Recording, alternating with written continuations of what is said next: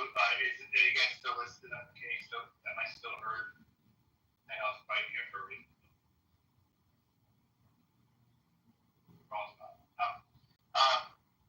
It also dawned on me, my daughter, who's 18 and super, super cute and attractive, half Asian, half white, so she's kind of unique in Georgia, top it all off, which makes her even kind of more interesting to people. Everybody stares at her, and it's creepy as fuck. She should start pointing it out to me when I start looking for guys doing it when I go out with her. And dude, I see it all the time now, and it's creepy as fuck because I never saw it before. But then she didn't want a job, and I was like, you should work at Home Depot. Like, I love working in the store runs it. She's like, oh no, I could never do that. All the Hispanic day laborers and stuff, they would just eyeball me up and down. It'd be creepy as fuck. Like, I couldn't do that. And I thought, oh, that sucks. Like, there's places you can't even work because of how you know you're gonna be like Google, like that that's weird to kind of think about.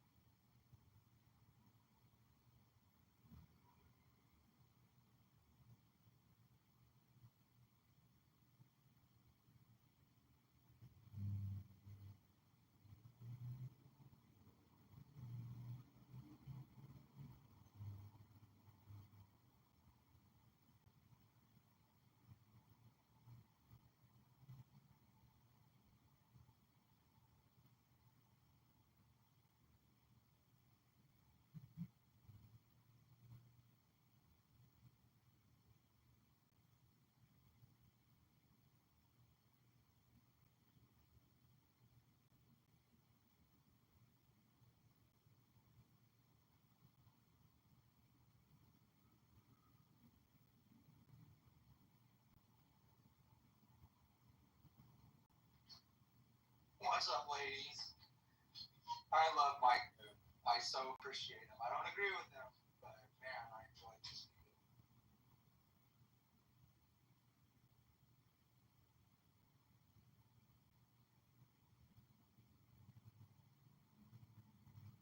Right back. Man, I wish he was still here because I would love to understand that way of thinking that you're gonna control the situation and even the criminals won't have guns and like the whole utopia thing, like it's gonna be a Meritopia, which is a great book, by the way. But it's just crazy. I'd love to understand that mind frame, that way of thinking. I'd love to understand the logic in that, because I would join that society, but to assure that is impossible. I don't think anyone could come up with all the facts and all the rules you need and how you would assure that safety. It's impossible, and it's not the job of the government. And so now we even go through these conversations and these mental exercises. I don't understand. Maybe I'm crazy, but I don't think so. Well, you might be enough for this reason.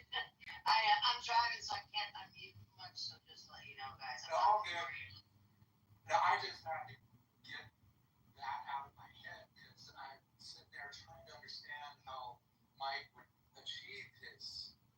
And is he Canadian? I don't think so. But I don't know. Yeah, I think the point, I love your hair, Edie. I think it looks great. My hair. Well, wasn't it blue before? Oh, that was purple, but it was a filter. I do have it actually purple in like the back. It's not in that picture, but that all purple was a filter. It wasn't actually that color. So there. I'm back. I'm sorry. I had to go potty. That's okay. I think I'm being a good water drinker. Yeah, the guns being part of our Constitution, the right to bear arms, is too much a part of American culture where you can't, like, in Australia, they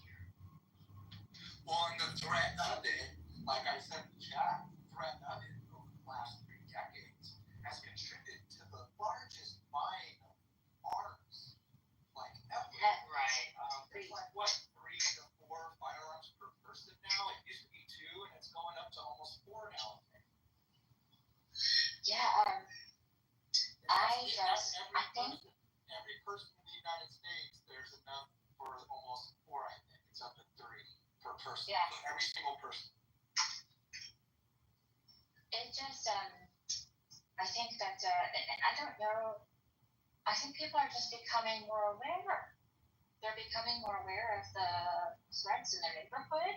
Like, for example, okay, what I mean by aware is, when I was a little girl, there were a lot of predators around that the parents were absolutely oblivious, unfortunately. And because we grew up, I'm a Gen X, and because we grew up and now are no longer ashamed, or whether they have been tampered with or not, they know someone who has been, and they're like, that's ridiculous. And especially to the extent, even if it was just one in, I don't know, 20 or something, but the ridiculousness that it's 1 in 4. And you know, there's probably even more than that because of generous statistics. Let's just say, because I don't trust statistics. Anyway, I think people are becoming more aware now that there are dangers.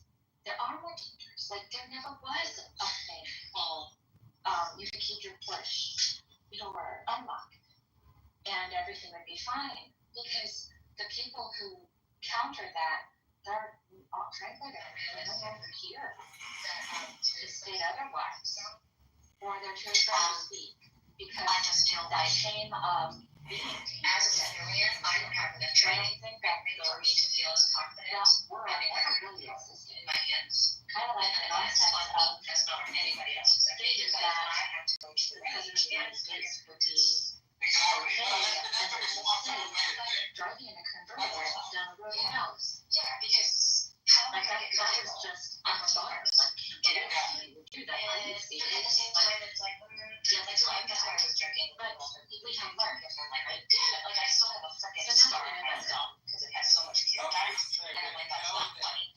The reason I don't carry one is because I'm borderline, like, very mildly autistic about, like, clothing on my person, like waistband lines and sock lines and stuff like and so there's no comfortable way that I can carry something with shit that's heavy and it's like just on me all the time. There's actually no comfortable way I can have on my body. That's why I use my stuff just But basically, I don't think that in the world, My shoes, my clothing. like that's No. Yeah, it's a really weird reason, right? But it's like, it's true. Like, yeah, you can mark it, but it would not work for me. You have to have it strapped around your leg. Absolutely not. Like, it just wouldn't work. If we had to give them stick for a bit, like, That's why I'm meeting for 22, and I saw there's so many of them. And, so, I that has no stopping. It's fine for target practice. Like, the actual reason you would carry a weapon on you like that for safety, it doesn't work on you. It's okay for murdering someone, and you, like, if you literally walk up on them. But as far as, like, stopping power for somebody that had a rifle or something, it's not gonna stop them. thank you for the discussion, because it is. I'm trying to get myself more and more comfortable with something that goes A small 38 would do it, for sure. and more that people like that. That would be, it's a real walkie-talkie version of 38 or something illegal.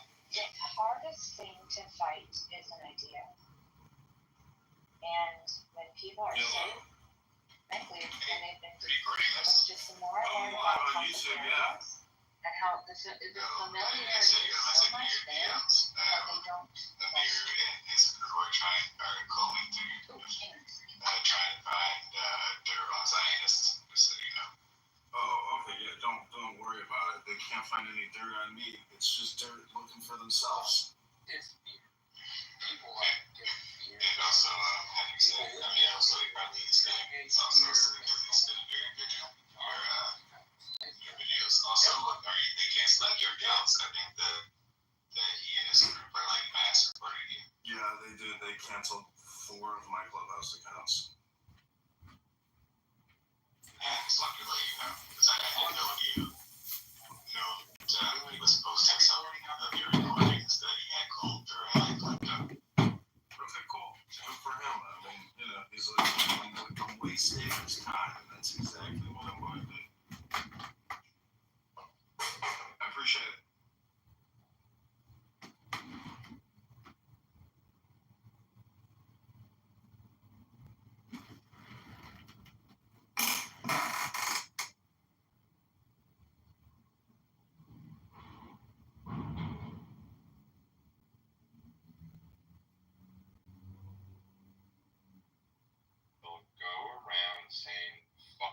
bullshit about people. Okay? And then that just becomes the truth. That's the sad part about the reality that we live in. It's sad. Yeah. So yeah, I know that. You know that. We all know that. Yeah, trash bag had sex with a tranny. No, trash bag, you tried to have sex with a tranny and they turned you down. That's what I heard. Right. You didn't even fucking have that story. Anyway, proving my point. Let's move along. No. Okay. That's the thing. The public opinion about them, right? Like my friends, everyone knows the story. Right? It's very open about it. But everyone has this perceived notion about this. But not everybody, I'm very open about it, but they don't all have the accurate version. They don't have the accurate version, that's right. But my point is that when you say something publicly on a public stage, not privately, right? So let's say you had an issue that I talked about, and you came to me privately, much different. That didn't happen. So what actually happened is I said this. Well, then on top of what happened 2 days ago, he says that in the morning. Well, then late at night, Pepe has a big room, right? And I know people's opinion about Pepe. Now, so Pepe was caught a doxer by JB. So then Pepe does a room. Well, I get a DM from someone. They go, hey, Pepe has a room about how he got caught a doxer just like you. And I was like, wow, that's so crazy. And Well, Keegan, wait. To be honest with you, wait. You're listening to Keegan. It's Keegan's turn. I made this room so I could get this off my chest, not for you to come on my stage, for you to interject on my stories. All right, continue. Don't get distracted. You're right. I do get distracted. So Pepe's room. So Pepe was in that room. I come on stage because I know some information about JB that I learned that day. Because someone came to me and said, hey, just so you know, JB's calling you a doxer, but he's actually paid for someone's personal information to then put on Clubhouse. An actual doxer. That's disgusting. And it's Monica, and it's been proven. Wow, that's horrible. What a horrible piece of garbage. I've had multiple people come to me and tell me the story about how JB paid for Monica's information, and then guess what? Doxed that information that he paid for to a personal friend of hers. Very, very sad story, but also disgusting, deplorable person to do that. So I go to Pepe's room and I say, Pepe, can I come on stage? Pepe said, yes, sir. I come on stage and I have only 5 minutes because I do not go on Clubhouse during nighttime. But I said, I got the DM. You know what? This is happening to me. I said, Pepe, it's funny that he's calling you a doctor. He's doing the same thing to me with no information. And actually, I have information about how he's doxed Monica. And then, so that was said, and then I left because I didn't have time to stay. But I wanted to be said, especially in a room that had replays on, so that people could listen back and go, all right, now we know this about JB. Because guess what? It's credible. I have multiple people who's willing to say this, and they're like, hey, I'm willing to say it on stage. I don't know where they are right now, but multiple people can collaborate with me and say, yes, this happened. So that happened. This would be a great time for you to respond. So then that happens, and then today, this morning, JB said, there's an individual in this room who just came on. I don't know why he's in my room, because he called me a doxer. He said, you can either leave or I'm going to kick you out, and I don't want you in my spaces anymore.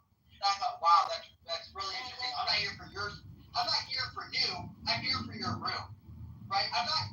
You want to go with I feel you. We're following moderators to rooms? No, we're following the room and what the room brings, not what you bring.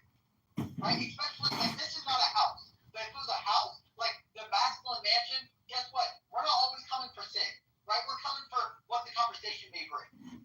Right? When I go to Healthy Space, I'm not going for JB. I'm going for what the conversation's going to be. So I'm shocked that this individual is willing to call me a doxer on a public stage, and then when I do the same thing, he says, now you're not welcome in my room. Well, are we going to, where's the accountability here? You should be held accountable. Can I respond to that? So now, Newman, is a great time. Now the room's been reset. Okay, so, Keegan, what I would first say is that most of the stuff that goes on this app ends up not being true. So, people will talk shit about you to the point where you end up very quickly becoming the villain to a room of people. Okay? That is just normal. That's just what you're gonna deal with. That's the sad reality of Clubhouse. I don't agree with it. I actually like the treat. I value the treat over everything else. Okay. With that being said, what else is going on Clubhouse is that it is a dying app where there's not a lot of users. No, wait, hear me out. Let me finish my point. Because I've listened to you. Just to continue.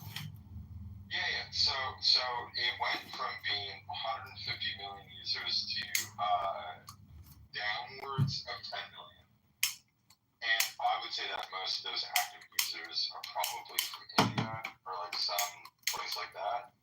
So our people that are like European or North American are looking at Clubhouse and saying, hey, there's not that much going on. So that's part of the reality. Now, I actually think that EP is kind of correct in his freak out because I agree with him to a certain extent because what he's doing is he's not running rooms. What he's doing is going into other people's rooms and he's directly talking to them. Okay?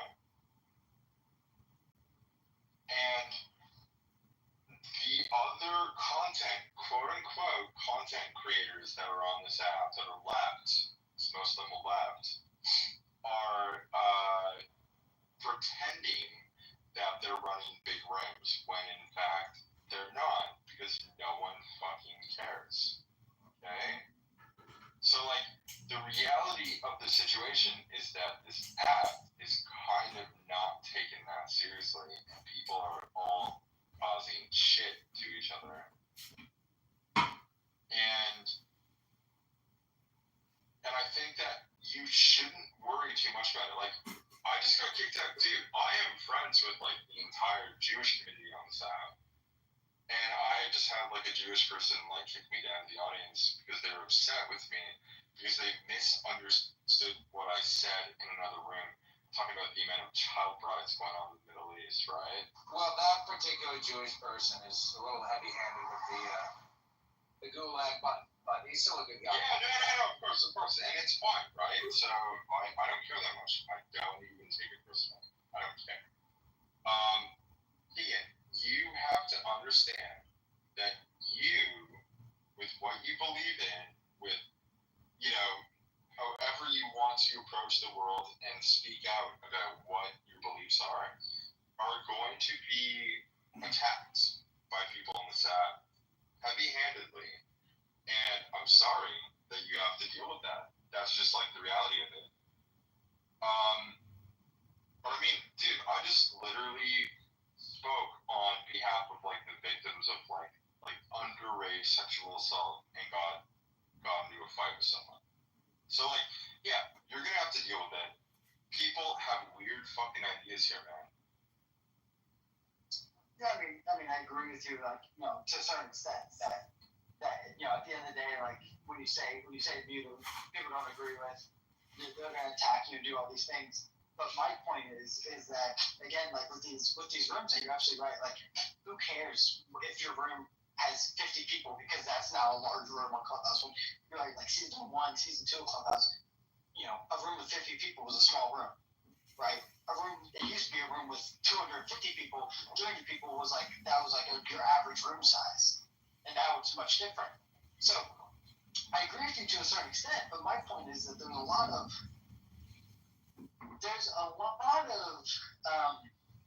let me just say individuals who will claim superiority over you because they're, you know, not just the moderator, but they say that's out of line, right? As a moderator, they say, listen, you know, a lot of people say, hey, listen, there's rules to a room, and then they'll say all the rules. Well, then people break the rules, and guess what? Nothing happens, right? They say, well, that guy's different. We hold that guy differently. Or even as a moderator, I'm going to break my own rules. So it's like these standards, it really just does not make sense to me. Like, it's the double standards, it's the hypocrisy. It's like, again, my views. And I agree with you. I'm like, if people were just kicking me down and kicking me out of rooms because of my views, I'd be like, I'd be annoyed. I'd be like, all right, whatever. But people are kicking me down for things that they do. And then they're claiming, and they're creating. No, but that's what they're kicking you out for, dude. That's like the actual abject reality. They're kicking you out for your views. Well, yeah, but they're using false like information and defamation upon me on why they're kicking. Like they're saying, well, Keegan's a doxer, he's not allowed in my room. Well, I'm not a doxer, so now people are going to go around going, oh, Keegan's a doxer. No, I mean, I remember that whole back and forth. It sounded like you were just like caught in the fucking crossfire. To me, I don't care about that.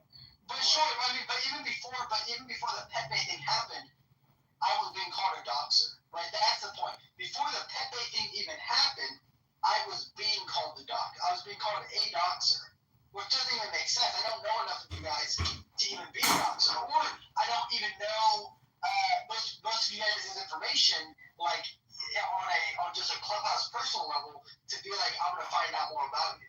Right, so that's what's shocking. And real quick, because I just read the chat, I haven't really read the chat that much. Mike says that is a lie. He didn't pay anyone for it. Sure, if he wants to claim that he didn't pay, again, I've had most people say he paid for it, but if he wants to make the claim that he didn't pay for it, he's still a doxer. That's the point, is that he's a doxer, and that he's calling me out for being a doxer. Well, if you are a doxer, why do you have a problem with the doxer? But Keegan, don't even worry about the chat. I mean, dude, I literally just saw the chat, and I literally had someone say that Indians aren't real.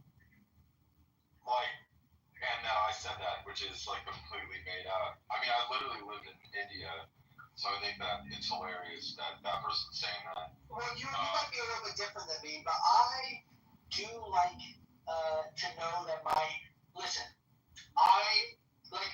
You know, I was kicked out of a room earlier today that they asked me, Keegan, do you think that you have good morals? And I said, I have moral consistency. Whether or not my morals are good in your standards is your standards, but my morals are consistent. So when I am someone who believes he has consistent character and then that character is judged, all I am is a man and what my character is. That's all who I am. You are who your character is, in my opinion. And so when that character gets, and I think that maybe me and you are just a little different. I do care.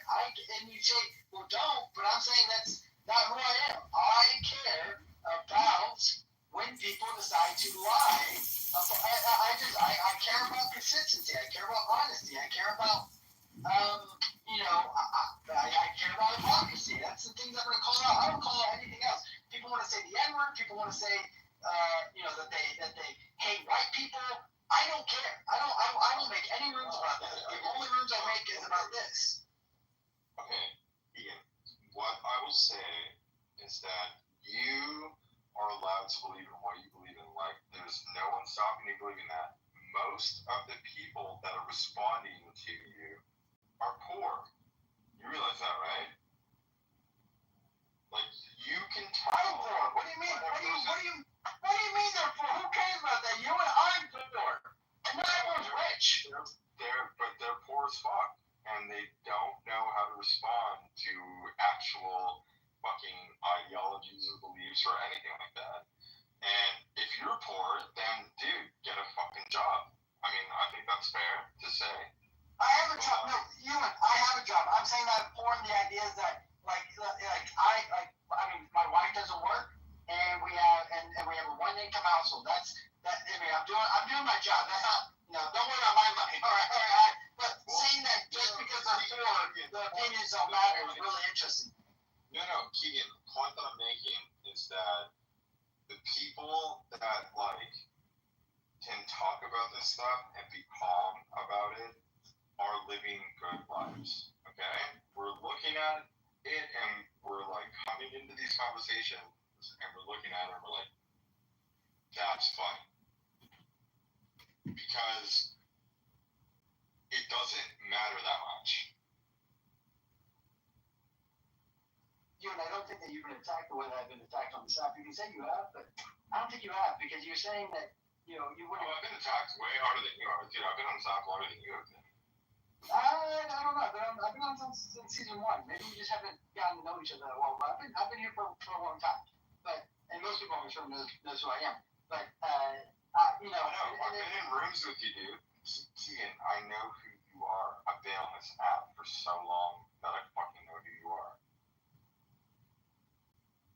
Well, I'm just saying again, and I think this is just a difference in personality here. Dude, we used to run rooms together. We used to be in my rooms like daily.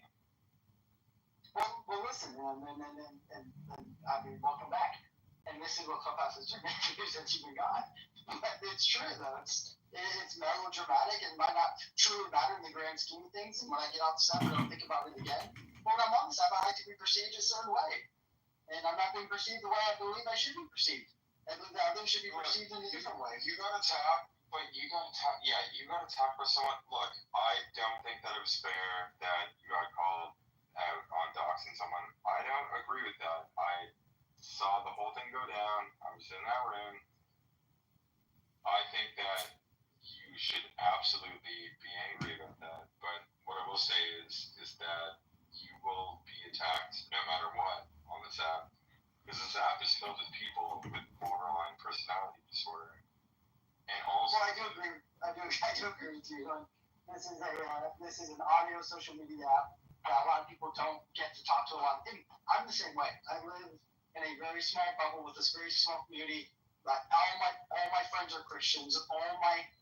Everyone I interact with are a certain type of way, certain type of thinking. So I really enjoy being able to get out of that bubble and really see what people are actually talking about. I try Twitter Spaces. It's different. I don't like it. Clubhouse is where I've really grown to really enjoy. I use this as almost a podcast, way of and then also it's like a phone call. I think you should be able to use this app as a way to project your beliefs and everything. I'm not against you, and I don't think that you should be silenced. You and I probably don't agree on a bunch of things, but what we would agree with is the fact that this app should be available to you to put out your own means, So you should be able to tell people how you're feeling, what you want to broadcast, okay? I think that what is going on is that people have told lies about you. I'll agree with that. I'm going to say that they were lying, and you got thrown under the bus. But do you know what the best thing to do is? Go ahead. Tell them to fuck off. Go into their rooms, fucking spam their rooms, fucking start your own rooms like this, where they're literally if they come into this room, you get to have that debate, Literally, when I have people who disagree with me, I will either join a room, or I'll go into another room, or start my own room, where those people are seeing the title and they don't agree with me. And they're angry at my title, so they want to come in and they want to make a point. I'm great. Well, again, so my point is, I agree that Clubhouse isn't denying me the access to say my opinion, right? My point is that the public square has become very, very small because this app has become very, very small. I don't think when it comes to American European users, and I'm gonna have to clarify because I don't think many of us go into a lot of mainly black spaces. When it comes to the political, cultural, societal discussions, I would say that's less than it's probably less than 10,000 users, guys, right? And consistently, it's probably less than No. There are 10 million active users on this app. Well, sure. I'm not saying that there are 10 million active users. I'm saying when it comes to American cultural discussions or political discussions, it is less than 10,000 people. Why? Because I've been here for, just in the past year, it seems like every single room is easy. I barely meet new people. Barely. And every room is less than 100 people. So it's I can venture into different rooms, and it probably all adds up to that amount of people. So my point is that when the larger rooms, like Healthy Debates, or like any of Roger Mayhem's rooms, or any JB rooms, or what have you, when they decide you're not a part of this room anymore, well, now I've been ostracized to the out. I'm an outcast. And even just to listen, not even to talk, right? Like, even to listen. I was in JB's room, and he said, "Why would you want to be in my room now? I can't listen. I can't enjoy a podcast. I can't enjoy the discussion that may be taking place. Not to listen to you, but listen to someone else." So that's my point. Is you're absolutely right. I could open my own rooms. But I don't have the time to always do that, right? I'm working right now. I'm working throughout the day. And so my point is that, like, these people who get to conduct and pretty much control what other people are going to listen to and consume will then create outcasts and say you're not a part of it, right? They've done it to Diogenes before. I know that you don't like Diogenes, but like they do it to Diogenes. They do it to they've done it to me. They've done it to a lot of you. I mean, I bet they've done it to you. It's just like, for some reason, John Kitover is such a good example. And John, I just have a lot of issues with John. And I realized, what? Clubhouse records every room. John recording our room is the same thing. Who cares? I used to kick John out because like John records every room, but then I read terms and conditions. I don't know recording every single room because they about it. So, but yeah, so I find it just, again, we're allowing pretty much like dictatorship, and then these people will say the reason why you're not a part of our clique, the reason why you're not part of the public square, is because of something that I also do. And I know I proved that you do it, but really, and it's just like as you said, the real reason is because they don't like you. They don't like your views. It's not what actually is being said. It's something underneath. Go ahead, Ron. I was going to say this earlier, but kind of things was in the room, but it was hard to kind of get a word in edgewise, but yes, so whenever that whole grad room was going on, and then the spillover into masculinity, JB was mobbed up in there, and he's very long-winded, and so it's kind of hard to predict when the dissonance is because it just keeps going on and on and on and on, like the energizer bunny. But he kept on saying, "Excuse me, I'm talking. Excuse me, can I talk?" And I told him, I said, "Oh, I'm so sorry. Yes, you can. Go ahead, I'll go on mute. Go on mute, I'll let him finish his statement." So now it's my turn to talk. The way that you eat these things is you're supposed to cut them like inside their stomach over the sugar. You can also eat their legs. It's a lot like lobster. You can't tell me that doesn't do that.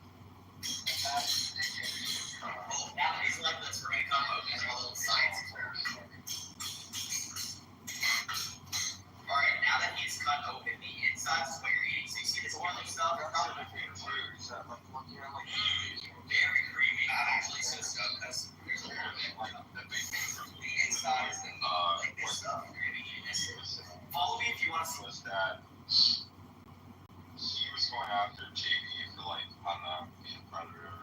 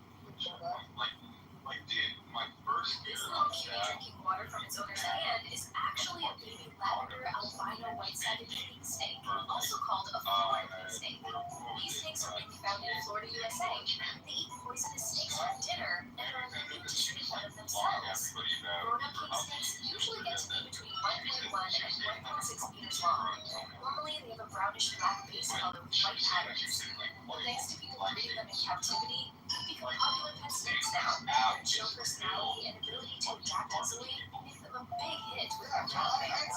Here's the cool part. Since regularly stays natural in black, white, and red, Mark Peterson managed to create all sorts of weird wonderful color combos. Real people who I like got to actually know in person in real life, right? Like that's actually happened.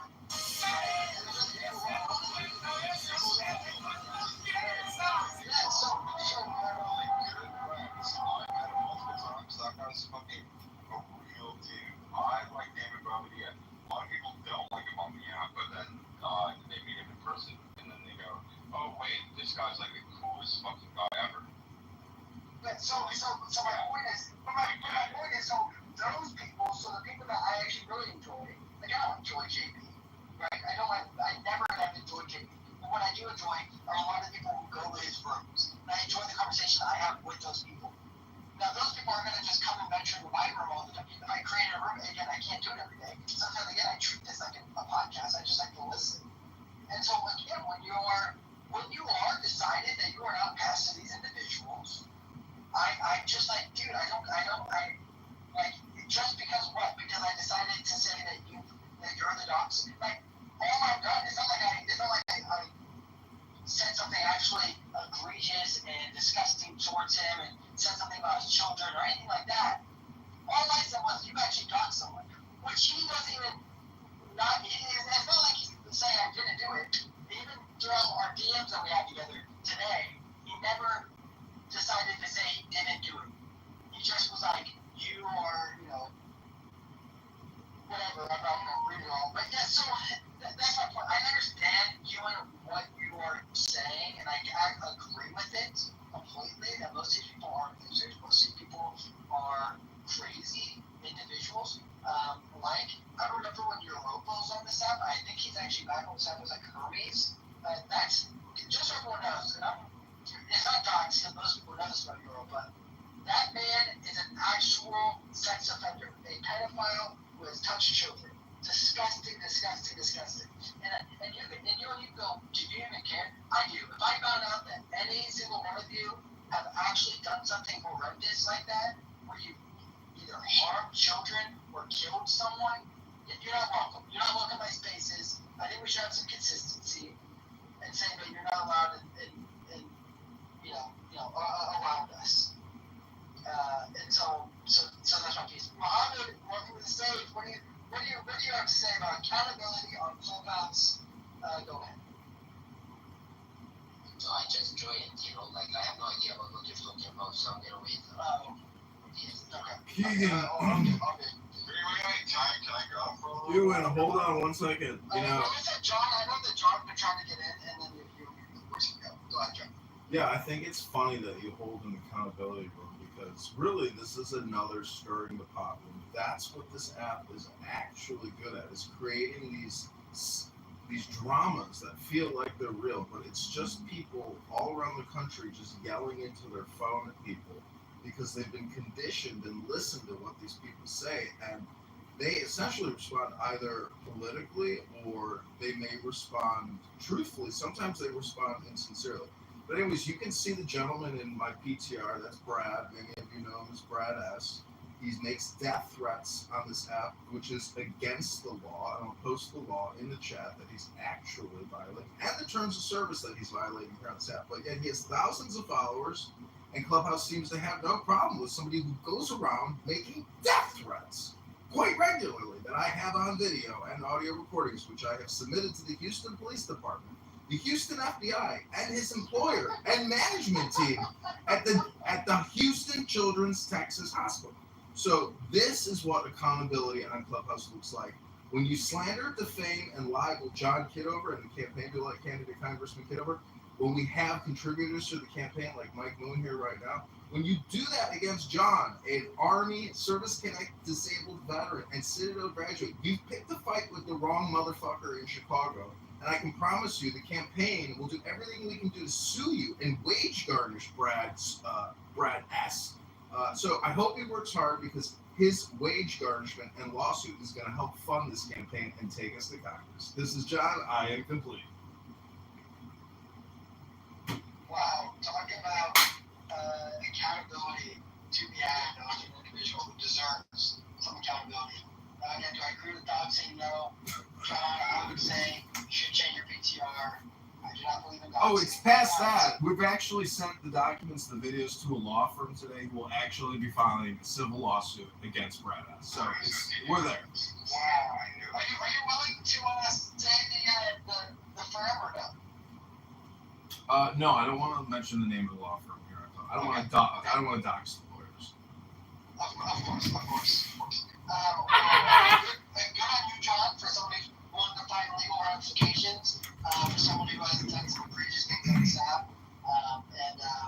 It doesn't. I mean, I think if somebody doxes you on X or YouTube or Instagram or Clubhouse or TikTok or I'm talking about slander, libel, defamation. It doesn't matter where you do it. It's against the law. And when you make death threats on the internet, it's 100% well established that it's against the law. I will put it in the chat. Brad S. I don't know if he has a TBI from the war or what the fuck is wrong with him. He knows everything there is to know. Just FYI, everybody. But the point is, you can't come on Clubhouse and make death threats against people. And you can't libel or slander people. It's against the law, Brad S.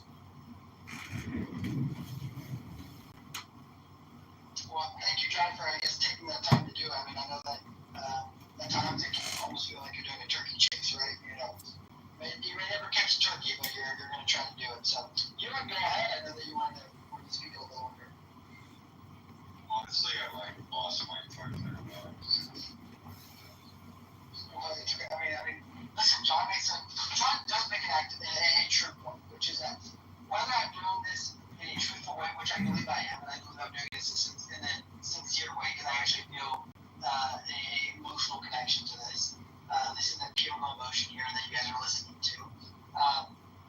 This is potentially a triggering room, of course. I knew what was going to go on if I did a room like this, but I thought it needed to be done. Now, do I think that it's going to trigger a lot of individuals? I hope not. I hope that there's not a lot here. Afterwards, it's not my goal here. Again, my goal is not for clout. My goal is for consistency.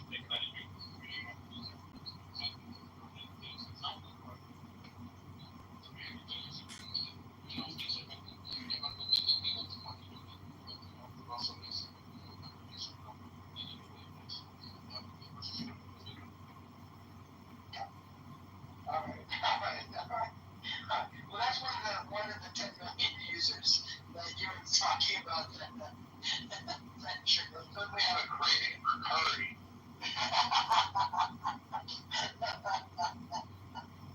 Oh man, that was good. That's good. John, was that one of your accounts that came on social media? No, that wasn't me. Well, I don't know. You weren't speaking, so I guess. Account. And I also reached out to Roger Mayhem today. I emailed him because at 1 o'clock, the campaign to elect candidate Kitover, we have job applicants from Craigslist who are petition circulators that want to come on Clubhouse. They're going to receive their training through Clubhouse, and they're going to print the PDFs for the petitions and start gathering signatures. Clubhouse, thanks to Mike Moon and Jay Breska is our biggest contributor. We will be getting signatures and funding it all through Clubhouse. So I want to thank everybody here on Clubhouse who is helping us get signatures. Go ahead, Dee. Okay, so I love Edmund. We all known Edmund for a very long time, a very, very, very long time. But Edmund, I'm sorry, it doesn't mean you can go around and okay, one thing is you can go into rooms and we know you're there and you can record our conversations and you can put them somewhere, but at least because we know you're there and the possibility is available to us, you can then go and record conversations and put them online. But you can go into rooms with as anonymous, and sometimes people have heart-to-hearts and they have intimate conversations. Yeah, I know. Some people come on here and they're playing terrorists. Some people come on here and discuss terrorism because they're promoting it, supporting it. Yes, but most people, a lot of people don't, okay? So if I'm in a room having a conversation with Beamer or with Seamus and we're talking about...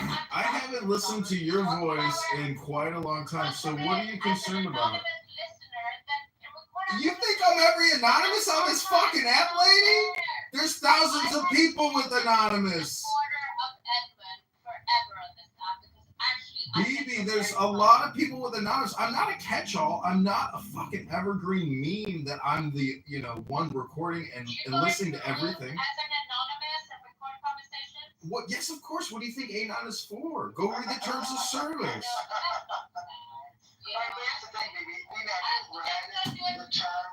Have you read the terms and conditions of Clubhouse? They own all the recordings. So that isn't that like colonizing, or isn't that like a hostile takeover, or isn't It's not 1665. I'm on my fucking cell phone in my office, lady. You can use your cell phones how you want to use your cell phones. I'll use my cell phones in my office, in my house, how I want to use my cell phones, okay? Stop telling me how to use my fucking cell phone, BB. I'm just saying, it's just not very neighborly. I feel obligated to say the obvious, which is don't have intimate conversations on fucking Clubhouse. That is the most retarded thing ever. You want to be protected. You want to be protected from intimate conversations on Clubhouse. Holy shit! Also, baby, why don't you just do a private room and invite the people you want to Sometimes hear? you come in, you don't even think about it, and then it's like, I'm just, But again, that's on you then. That's not anyone else but I you. didn't say anything, I don't care, and also, I'm saying this for, it's not John, it's Edmund. Because also, Edmund, one day you're gonna fucking get, it's like somebody's gonna slap some kind of a lawsuit on you, and nobody wants to see that, because I think most people on this app, especially like us old timers, I don't give a fuck about you, by the way. You can fuck off. I don't give a fuck. But with Edmund, it's like, something bad is gonna happen, and I don't want that.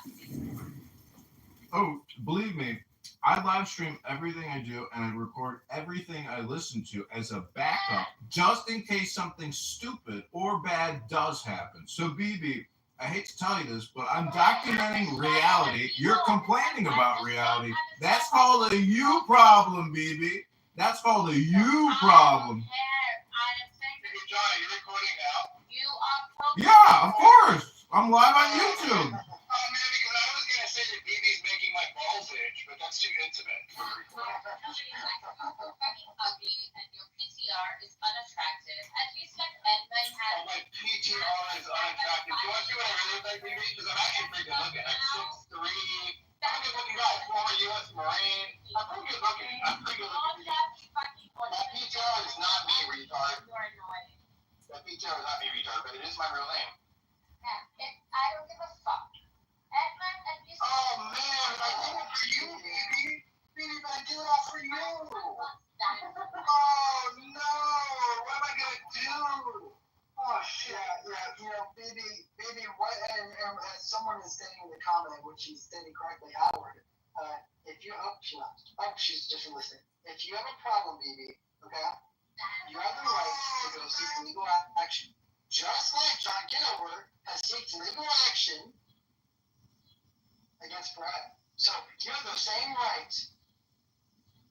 And every time Brad's mentioned, I feel obligated to say that I personally sat in a room with about 30 people when he told the man that he knows where he lives, he's going to drive to his house, he's going to rape his wife. I just feel obligated to say that man said that. He didn't threaten his life, but John threatened lives. So either way, that is one despicable human being. Well, and then John, I hope I'm not involved in your lawsuit because he has started my life, but I do hope I'm not involved. Well, you might get subpoenaed. I gotta tell you, you're probably gonna get subpoenaed because you're in the recordings too. Yeah. And if I get subpoenaed, and if I do get subpoenaed, what I hope for, John, is maybe just a little action come my way afterwards. That's all I hope, John. I will be honest. I'll tell him what I earned, what was told to me, but I just hope that a little action comes my way because I am a poor white American. John, can I ask you a question? Of course. Please address me as candidate.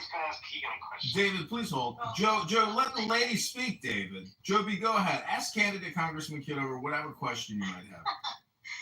Congressman, I'm sorry, respectfully. What's the beef with Brad? I mean, Links are in the chat, Joby. Take a look. It's all on X. I've notified the Texas Children's Hospital in Houston. I've notified the FBI. I've notified the police. I've notified my law firm in Houston that are filing a civil defamation lawsuit against Brad Stauffenberger in Houston and Minneapolis. For what? You'll have to listen to the videos. You'll have to watch the videos.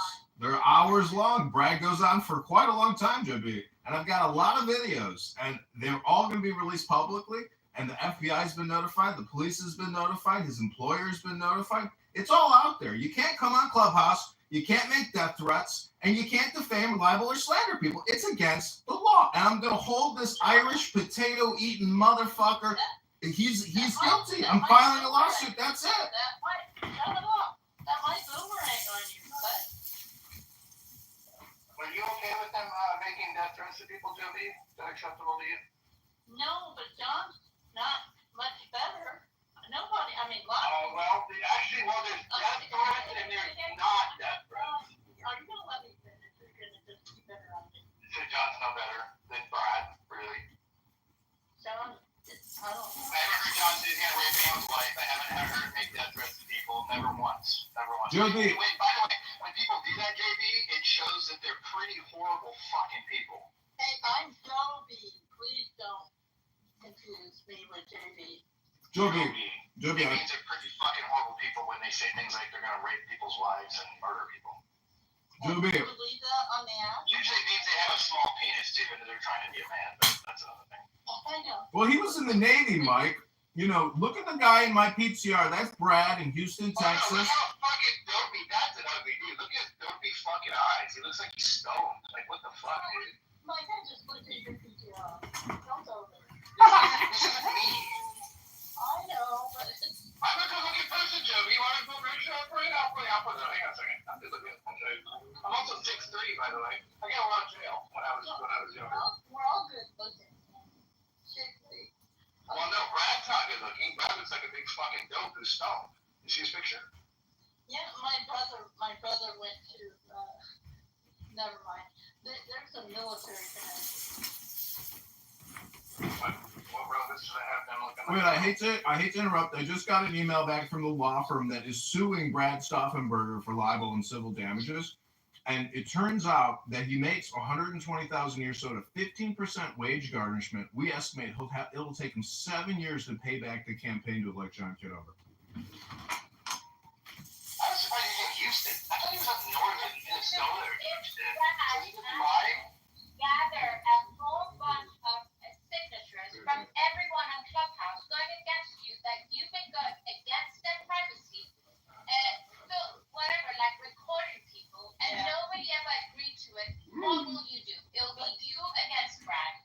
Who's gonna win that vote? Let's start it up, BB. I mean, not against John necessarily, but it sets a Well, precedent. you're not so smart, John. Joby, can I ask you a There's question? a lot of Hey, real quick,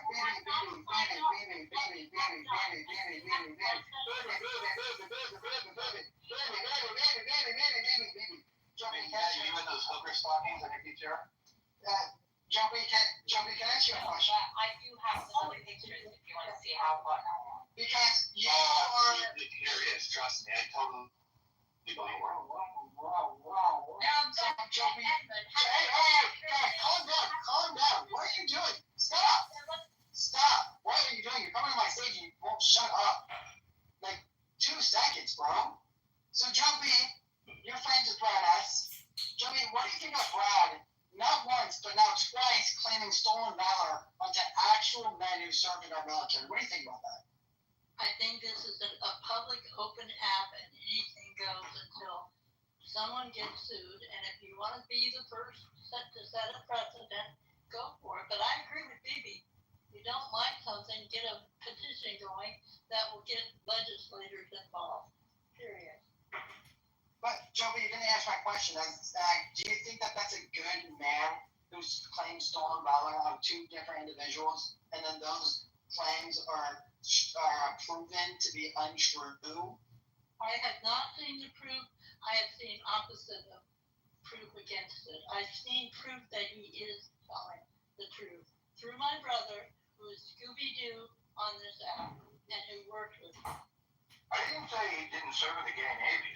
I just said that he was accusing other people of stolen valor. We're not saying that he didn't serve, Joby. We're saying that he's claimed that John Kitover did not serve, and then he also claimed that Diogenes did not serve. Hey, Keegan, I could claim that, but on an open app like this, I'm gonna win in court. Just not gonna.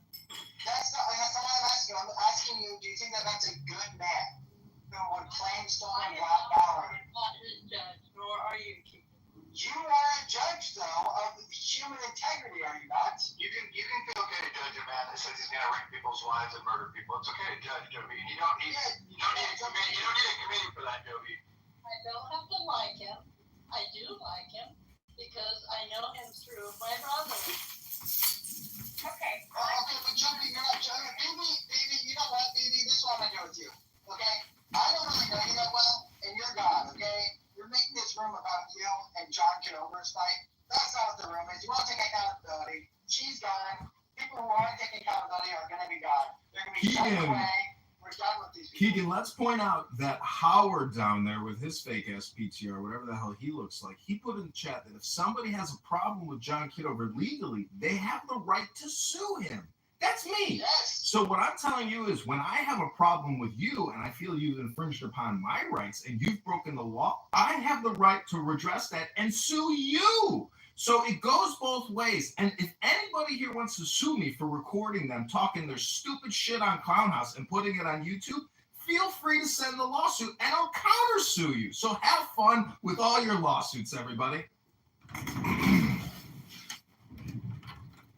But it's all, and I appreciate John, and yes, absolutely. If you have a problem, but Joby says, I cannot, that's not my place. But my point is, it's really interesting when you ask these people who are good friends with these individuals, and you say, hey, listen, this individual has done this thing over and over again, right? And they say, well, that's not my place to judge. Well, do you go through your whole life, and it doesn't matter what people do? And you just go, no, it's not my place to. Like, no, we are a judge of integrity and a judge of character every single day. That's how we conduct ourselves. So why are we conducting ourselves completely differently on a Clubhouse app? If someone in my personal life went to two different military men and said, you're committing stolen valor, and that was proven wrong, I would say that man is deplorable. That man is a liar. That man is deceitful. And I would not trust that man. And then on top of that, if that man said that he was going to go to someone's wife, or go to someone's house and rape their wife, or go to my house and kill me and have sex with my wife, I would claim that man's crazy and deranged and a psychopath. I wouldn't need to think that, or if that claim was made to someone else, I wouldn't need for someone else to tell me whether that man is good or not. I would say that man is bad. And the idea that we can't have a judgment based off of, again, integrity and character, then what do you do every day? You're a blob of skin and bones and blood. That's what you are. You don't exist. Or have sex with your daughter.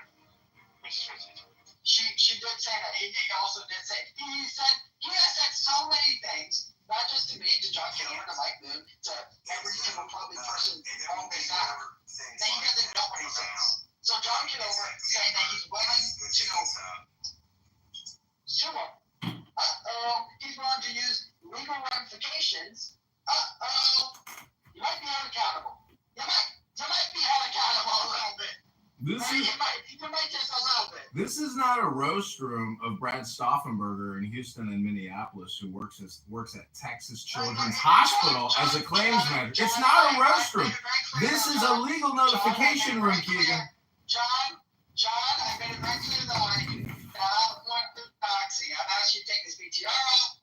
Do not say his full name. I do not believe in doxing. I do not dox individuals. I do not believe in doxing. Oh, I'm not doxing him. I'm publicly putting him on legal notice. He has received public legal notification now, Keegan. This is how he's been served. So I want to thank you in helping me achieve accountability here on Clubhouse. This is candidate Congressman John Kitover for the 16th District in Illinois, running against the rhinoceros vaccinologist and $20 trillion super debt creator, Darren the Hood Rat LaHood.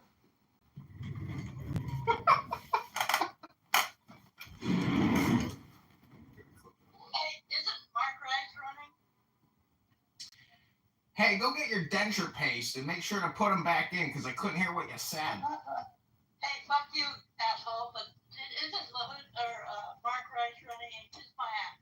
I don't know. Why don't you Google that? Let me Google that for you. Joe B, take your education policies. I looked you up on your website. You told me to look you up. You're not on that website. There's a bunch of other executives. You don't exist on that website, Joe B. Congratulations. Hey, Poopy Head, I work for Robert Inlaw. I have a contract. Not showing you my contract, dummy. Okay, stupid dummy, dumbass, stupid ass. Go ahead, Joe B. Do whatever you want, stupid ass. You big pussy. You big bully. That's what I want to hear on this app is that. All right, that's all we need to hear.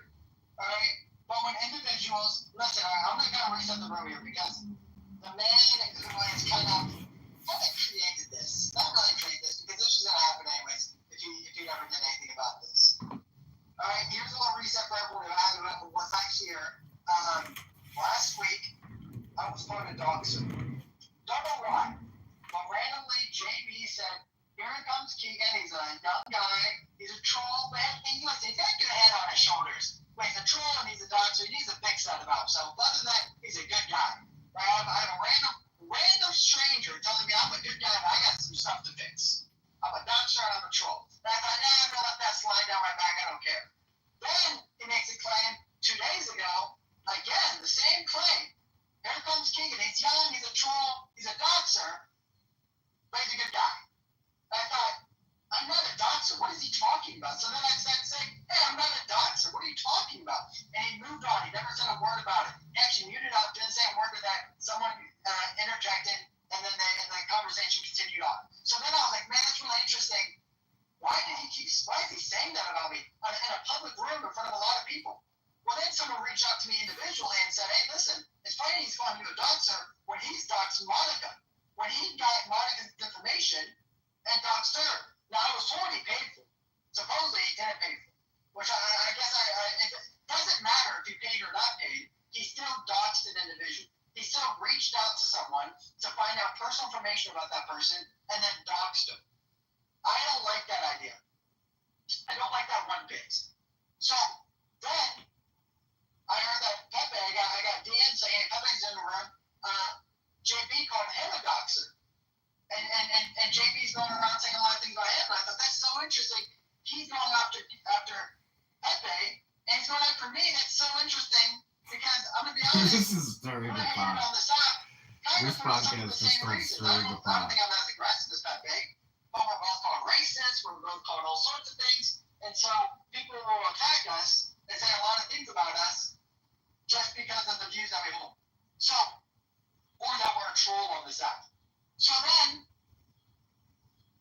I go, Pepe, during my aside, I'm going to share this information. Hey, it's funny that he's calling you a doxer because he's doxed Monica himself. Now, he said some stuff that I've been told by the person themselves, and it's whatever, and I'm not going to share it again, but that he paid for it, but maybe he didn't. It doesn't matter. He still doxed an individual. It doesn't matter how we got the information. He doxed that information. So, he's a doxer. It's funny he's calling you a doxer. He's a doxer. So then I left the room because I didn't have time to be in a room at night. And the next day, or 2 days later, this morning, I go on the stage and I go in his room and he goes, there's a guy in this room who called me a doxer. I don't know why you would want to be in my room. I don't know why you would want to listen to this conversation if I'm such a horrible person. He said, so either get out or I'm going to kick you out. And he said, let's do this private. So then I privately messaged him and said, hey, and I was honest. I said, hey, you called me a doxer, which you have no proof of. You said it in a public room and it was slander. Allowed, other people's opinions to be set upon me that is not true.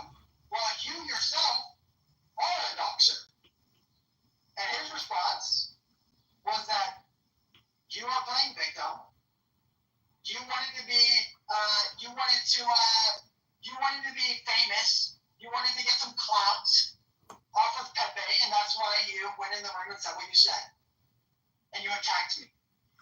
Which is so funny because again, he attacked me first. He called me a doxer first.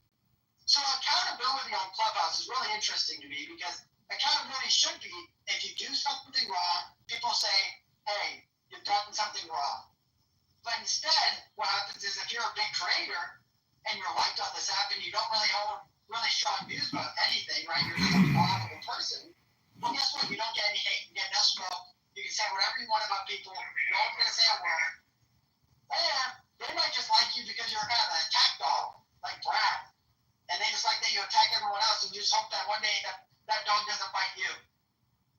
So you go, hey, that dog's a good dog because he attacks everyone else. He's a pit bull. And then when he attacks you, you're like, we gotta put this dog down. So that's what's really going on, is that these large creators on this app, who are creators, quote unquote, there's no actual creators, who hold large rooms and are moderators who can control the public square and the public opinion can be swayed upon you, are truly the most double standard, hypocritical, and again, non-responsible, accountable individuals on this app, and I'm very, very down with it. And I'm a 26-year-old. I shouldn't be the one who has to say this. I don't think it's any kind of a come to Jesus moment or revelation or catharsis. Coming on this app and regularly making death threats to people and how you're going to brutally murder them is against the fucking law, and you can and will be arrested for it. Any kind of a come to Jesus.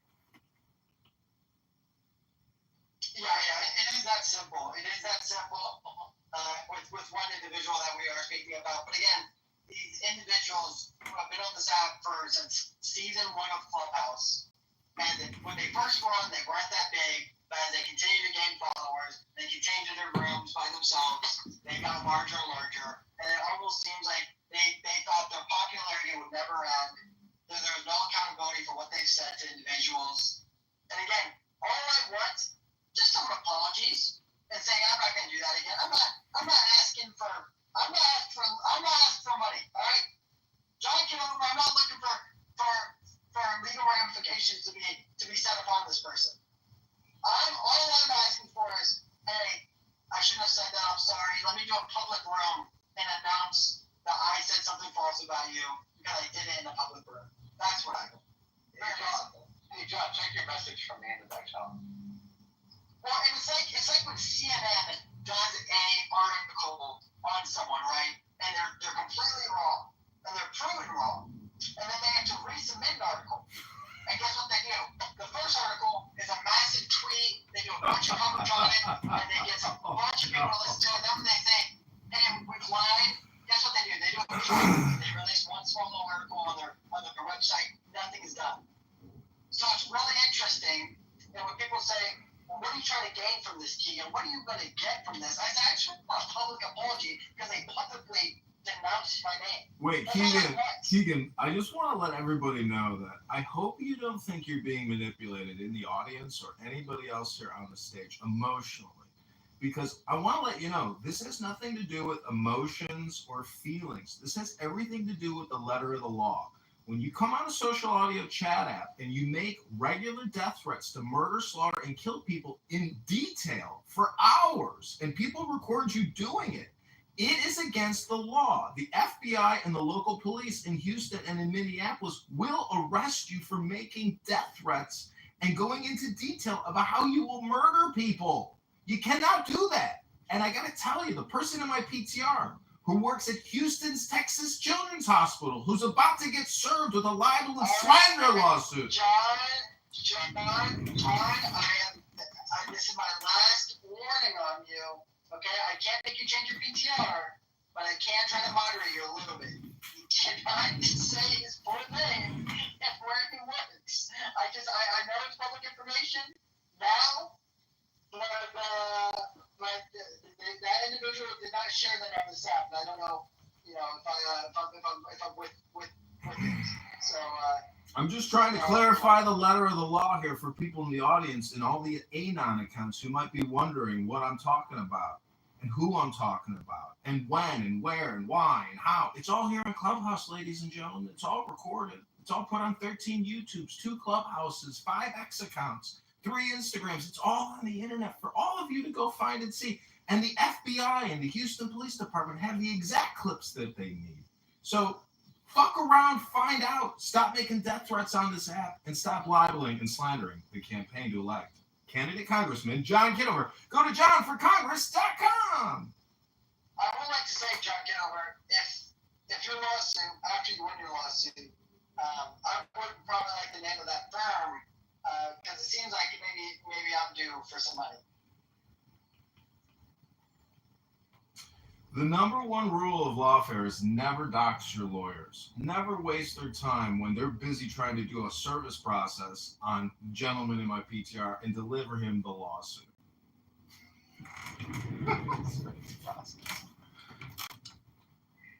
That's a real thing. Like, we're joking about it, but man, free speech extends all the way to one point. So when you start telling people you're gonna drive to their house and kill them, that's a real fucking problem. That ain't normal, man. I don't give a shit if you're on social media or not. That is not normal.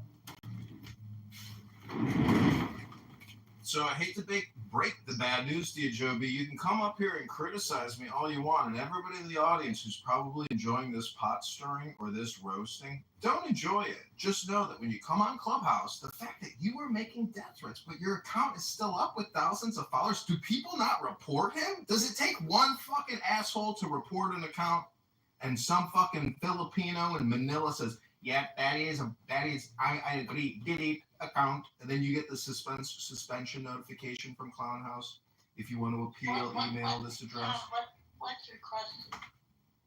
Okay, well, let's get back to politics, ladies and gentlemen, because in 13 minutes, we have a conference call with a new employee for the campaign to elect candidate Congressman John Kitover. He lives in Rockford. He's got the petition PDF. He's ready to print it. He's ready to get to work. He texted us this morning. He wants to work now. So we are going to bring him onto Clown House. I'm going to send him the link to Accountability on Clown House. I'm hoping you can mod me and we can change the room title to Campaign to Elect Candidate Congressman John Kitover. Ladies and gentlemen, this is not a joke. This account at the bank with $610 of your Clubhouse clown dollars is in the bank. We're going to spend it, and you're going to watch me do it live on YouTube, ladies and gentlemen. If we don't win the campaign, at least we got a YouTube business, ladies and gents. This is called killing two birds with one stone. This is how a Republican capitalist does business, ladies. This is how you use the law to get to positions of power. You don't let people get away with breaking the law all day long on Clubhouse and make death threats against people. No, you report them to the authorities, ladies and gentlemen. That's what the campaign to elect candidate Congressman John Kitover believes in. All right, I'm gonna look up using ChatGPT, John Kitover. We're looking up, can you make threats? We're gonna look this up. Let's see what ChatGPT says. Joe B's not impressed with your measly sum of $610, John. She's a big spender. She thinks it's not very much money. Mike, I want to thank you for your hard-earned dollars. I know how hard you work for that money, and I'm not going to waste a penny of it. And when I do spend the money you gave me, I'm going to show you on video how I spent that money.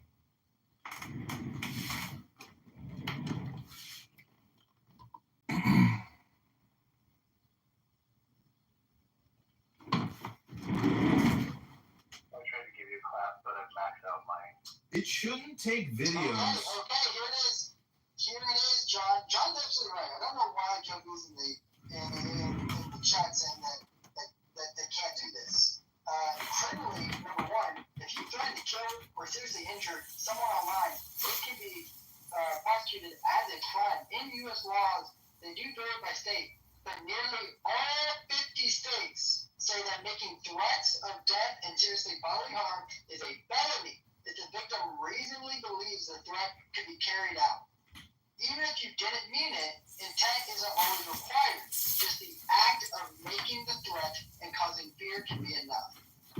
Now, in this day and age, no one knows what's real or not. If someone says that, these people all day long they just shoot up a fucking place and everybody's like, well, I didn't see it coming, like a bunch of fucking retards. Like, if somebody goes out and says that shit, you gotta take it serious in 2025, man. Now, so in a civil, real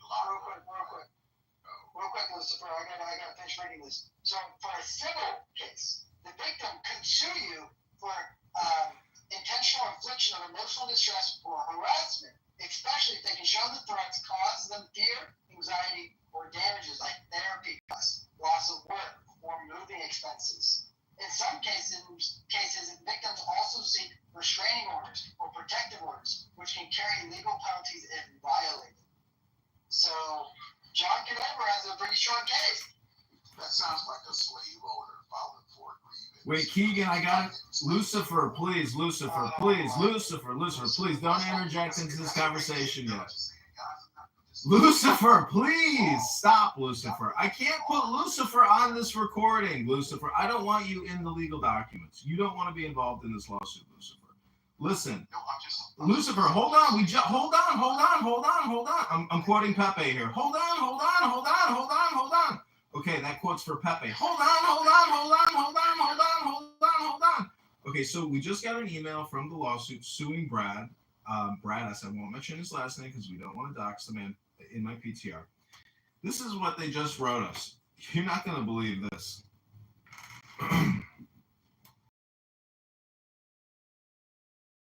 Clown House and make death threats. As you just heard from Keegan. Sorry, I'm not at the letter yet. But the point is, ladies and gentlemen. You had me on pins and needles, man. Listen, there's a lot of people in this room. Look how many Anons. This is the biggest Anon audience we've ever had. We got 5 here. Okay, so in 8. Also, John, I'm so sorry. I did not want to interrupt you. I actually thought that you were Baby Pepe, but you're saying you were not Baby Pepe? No, this is. Listen. I'm totally transparent. You guys can go to my YouTube live anytime you want and watch what I'm doing here on this app. And the fact of the matter is, this is my only Clubhouse profile right now. Okay, so go ahead. Well, actually, I don't want to give the floor just yet to you.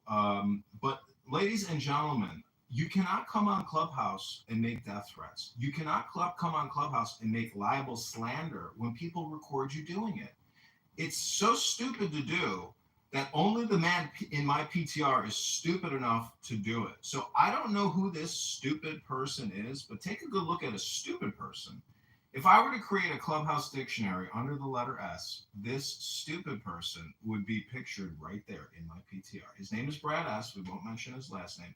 But the FBI and the Houston Police Department have been notified and have received audio recordings of Brad S. making death threats. Now, whether or not the government is going to take action and bring accountability, well, I hope at least the management team at Texas Children's Hospital enjoys the videos and recordings as well. They have been notified on X across multiple accounts tagged at the Texas Children's Hospital PR, their public relations. They know who he is. He's their claims manager.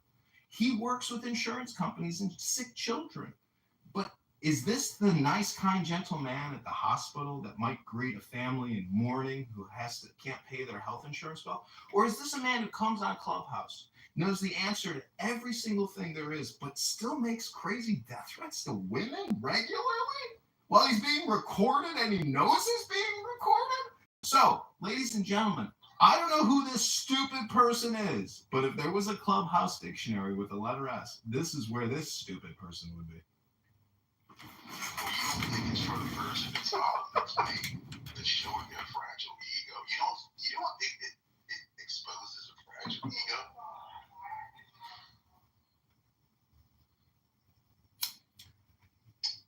John, are you gonna hear the email? Who cares about a fragile ego? There's people that make millions of dollars on other people's fragile egos in the legal system every fucking day. He's running for Congress, man. He needs money, Lucifer. Fragile egos aside, he's gonna make bank here if he wins. Oh, I see what you're saying. Yeah. I feel you. Okay, we have 6 minutes to the next employee onboarding for the campaign to elect John Kitover. This is an on-the-ground petition circulator. I'm going to introduce him to you all. His name is Joe. I have not spoken to him on the phone yet, but he has agreed to download the Clown House app, and he's going to come to this room. So if you can mod me, that would be fantastic. If you listen, but we can use you. Hold on. Keegan, you don't have to mod me, but I do want you to change. Keegan. Gentlemen. We've got 5. Okay, I know we're good. We've got 5 minutes, though. I want to, gentlemen. Gentlemen, I want to curate the experience for the onboarding of this employee. So if we could change the title, and I'm going to change my PTR. Okay, here we go. I'm going to change the room title. I'm going to change my PTR. This is Good decision making, buddy. this is a room reset. No, I think we've done enough of accountability on this. By the way, that's a beautiful picture, Keegan, of you and your dog. There's one more final thing I want to say about Brad S. This Irish. We should put pictures of us our dogs off the thing. In my opinion, John, I know that you want to do the campaign to elect candidate Congressman John Kitover, but in my opinion, it should be elect candidate Congressman John Kitover 2026. Okay, go ahead. The room title to however you deem fit. No. This is not your room, John. Well, see, the thing is, you, as a green bean, that means you essentially have the supermod privilege. It doesn't really matter to me. What I want to try to do here is make this a welcoming and comfortable experience as a new onboarding experience for this, for Joe. So the whole point is to depolarize from the gossip and the drama swirling that happens on this app. And then I just want to say one more thing about Brad S. and this controversy that you've been listening to. Look at my PTR. I just updated it. That is a private video which has been recorded with a major broadcast network. And they went bananas because we did it live and they didn't know I was recording myself do the interview. So yesterday they demanded that I make the video private or delete it. So I made it private. But in the chat, you can watch a video which has been put to private on legal demand and notice from a major broadcasting network. Then the final thing is in my PTR, you can see me. You can see my Army active duty badge as a second lieutenant with a top secret SCI security clearance, and that badge I still have it. Anyways, the whole point is. Is that a picture of you, John? You're a good-looking guy. Yeah, that's when I was a second lieutenant at Fort Huachuca, Arizona, on the Mexican border. I want to tell you a border crossing story. So one day, I see these two Hispanic gentlemen with straw in their hair, dusty as could be. They look like Marty McFly, with their life preserver jackets on. And I was like, ¿qué pasa? And they're like, necesito agua. They were like dying in the desert in these mountains that I was hiking in on Fort Huachuca, Arizona. So I walked them back to our hotel and I give them some bottles of water and some pretzels. And sure enough, they were illegal border crossers who happened to walk onto a U.S. Army top secret military facility through a mountain range. And, so I don't know what happened to those Hispanics. I didn't want to ruin their life because to me, they weren't carrying drugs. They nearly died. I was like, I don't want to ruin their day, man. I'm not calling the cops on these guys. That would be some bad karma. So I hate to admit as a candidate congressman that I may have released 2 illegal alien Mexicans who nearly died in the mountains into Arizona. I just wanted to admit that to everybody. What a story. I like it, dude. Hey, Keegan, we should have golden doodle, man. Mine's a lot bigger. Oh, okay, fair enough. Yeah. He took the 2 back to his hotel and gave him pretzels and water. John Kitover. Vote for John. He's a cheap-ass congressman. Okay. Pretzels and water. Would you call that a sanctuary apartment, John? These guys were so close to death. And you know how stupid I was? I thought maybe they were from Spain and not Mexico. And they were soldiers that we were training.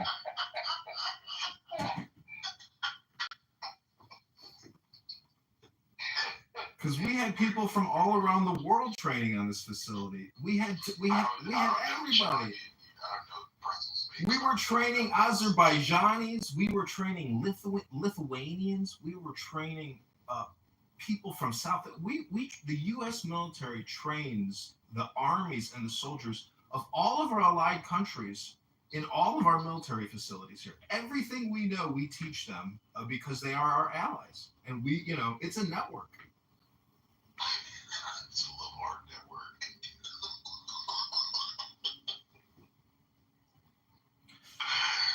Now, John, it is 2 o'clock. Are we getting a campaign call? We are. I'm going to send him the link now. His name is Joe. I've never spoken to him. Please, everybody, practice all decorum and be polite. And you can be transparent with him because, I believe that he can actually do fundraising for the campaign. And I think this is like the way into the campaign is to try to essentially force somebody to be involved in an immediate campaign fundraising money bomb.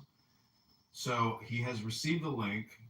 That's my terrible website above with the Clubhouse logo, actually.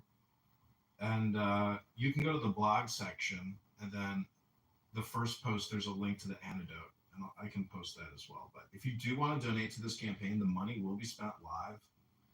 I will film a lot of these people doing circulation petitions, and I'll have them send in videos, come into Clubhouse rooms, post on X. Like, that's part of the job. They're also like a digital campaign content creator. So if you can't do the job, you can't do the job. But this is what we're asking people to do. And this guy said he wants to work now.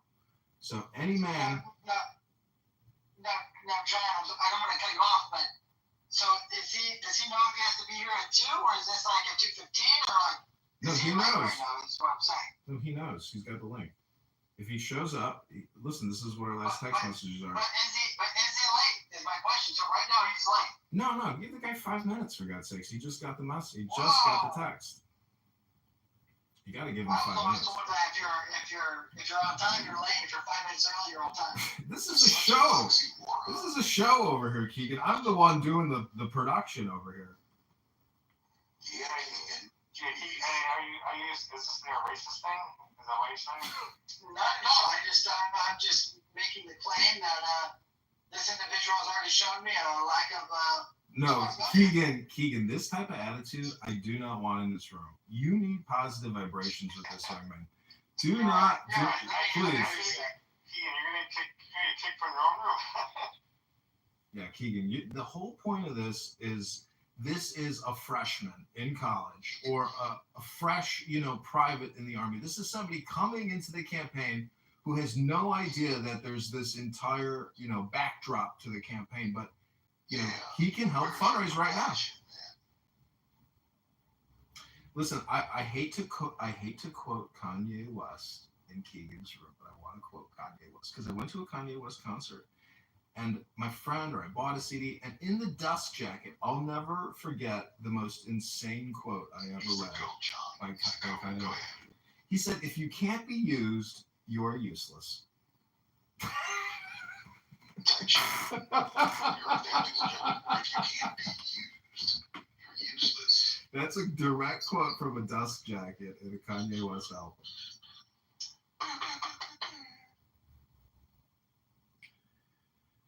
So I hope you're having as much fun as I am this morning. Pepe, I'm sure, is sitting there. I'm not having fun anymore right now. Well, listen, the point is, if this guy doesn't show up, he doesn't show up. He's not late, man. I sent him the link 2 minutes ago. It's 1:04. Give him to like 1:10, basically. The guy's never used the app before. He doesn't even have a profile, for Christ's sake. Okay. Keegan has a point, though. Keegan, like, you do have a point, though. Like, what does that say when he's late? What does that say about it? Well, now, if anything, the implication hasn't been on to John. John, why are you not more organized? Now that he was supposed to be here at 1, you didn't send the link to 102. Well, I'll be honest with you. I was up last night till about 4 in the morning working, and I got up at 10 o'clock. So for me, I'm still just finishing my coffee, and this is the afternoon early show. So I go, 18 hours a day on this app. But John, I'm worried. You as a congressman, if this is how you conduct yourself, I'm worried. I hate to tell you this, Keegan, but this could be the future of communication. And I got to tell you, having worked, for Google, for Microsoft, for the Treasury Department and the IRS, and working in the U.S. Army, this is the quickest and fastest way to organize and to communicate transparently. It's a free conference call. And so in the chat, you can watch a private video which releases tomorrow with a major news network where candidate Congressman Kitover talks about economic philosophy and theory for about 45 minutes, about taxation and debt, about war and vaccines. It's a private video. I was told to make it private and unlisted because the main publisher who did the interview claims that they own the copyright. So now we have a copyright dispute about a video that I shot on 13 phones, and you can watch the primary phone, my best phone, my new phone, and you can watch this 45-minute interview. If you think any of my ideas are good, let me know. But I do know there are some errors that I made because I re-listened to this 45-minute podcast with a major news network. I may have said billions and not trillions, meaning that if we cut Medicare, Medicaid, we cut it by $1 trillion, not by 1 to 2 billion. I think I made a numbers mistake there in a segment. So, anyways, I hope you're all enjoying this. If Joe is in the audience and you raise your hand, you can come up and Keegan and I will onboard you onto the campaign to elect John Kitover. Now, Keegan is not a part of this campaign. He's merely decided to co-host this event. This is as if he was doing a signature petition, a luncheon or breakfast or dinner. He's hosting us. He's just the host. He's not involved in the campaign. He merely contributed his time to help organize this conference call with you here in the audience right now. So thank you for being here. Go to johnforcongress.com. Look at my website and look at all the towns. Peckins. Have you ever heard of Peckins, Illinois? Have you ever heard of Bloomington, Norma, Illinois, Peoria, or Rockford, Illinois? This is a sliver of Trump country in the heart of Illinois. There are a lot of Republicans there. 85%, 95% people vote Republican. You should see the other guy running for Republican governor now. Keegan, you're not going to believe what the other Republican candidate looks like. It's to me, he could fucking win. What's his name? He's got a very complicated name. I think he's, either on the spectrum or he is an artist or a farmer. And just I think he's a legit, see, the thing is, you're going to have to judge by yourself because I don't want to be cruel to his fashion style because I think they're very artistic photos. Anyways, you'll see. Maybe I inspired him to run. Probably. Are you putting it as your PTR or are you going to give us his name? I'm going to have to Google this one. Oh, wait, I can just Google my name and he shows up. So it's on ballotpedia.org. This is ballotpedia.org. I wonder if you Google his name, does your name show up? Because that'd be not good if everyone can Google you and he shows up. That's not good for your campaign. Oh, no, it's good. This is all good. I see, Keegan, I don't believe in censorship. I want to get to know people. I want to really look at what they post online. I want to know what they think about. I want to know who they're connected to. I want to know everything about everybody. So the point is, his name is Garth Gouletti. Keegan Brad is over the room. Okay. That might be a response room to the campaign to elect candidate Congressman John Kitover. But David, thank you very little, as usual. Yeah. We don't do anything. Kick them. Go ahead, David. Tell us how to kick somebody. Oh, David got kicked. Who would have guessed? Okay, so. No, I didn't kick him. Don't kick him. I didn't kick him. He left, or he moved. He moved himself to the audience. Don't kick anyone, John. I didn't kick anybody because I think David adds spice to the show. So, anyways, let me pin the link to this guy Garth Gouletti. If people in the audience would like to contact him and try to invite him to Clubhouse, please do so. His name is Garth Gouletti. Yes, this is where we need an official political debate between two candidates. I agree.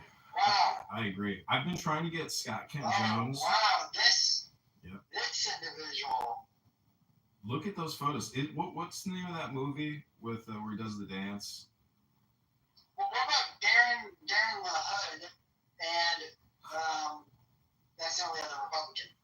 There's 3 Republicans running here, John. I know. Look how many Democrats are running now. A lot of Democrats, actually. It's kind of shocking. What's going on there? Has a Democrat won the seat before? Well, they redistricted it. So, and they say it skews 85% Republican. But we're going to find out. because people are more politically activated now than ever before because of X and Instagram and everything else. I think people are really vested in politics, and really they view it as like an investment.